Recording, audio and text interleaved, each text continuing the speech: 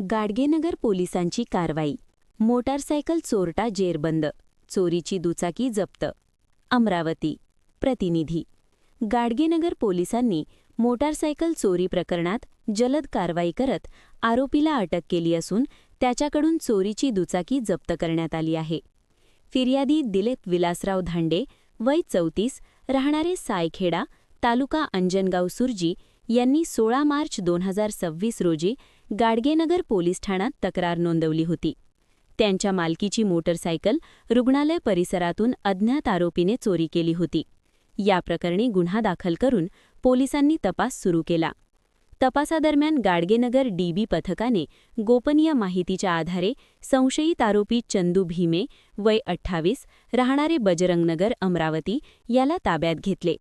चौकशीदरम्यान आरोपीने चोरीची कबुली दिली.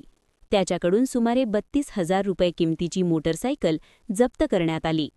ही कारवाई पोलीस आयुक्तांच्या मार्गदर्शनाखाली गाडगेनगर पोलीस ठाण्याच्या पथकाने केली. पुढील तपास सुरू आहे.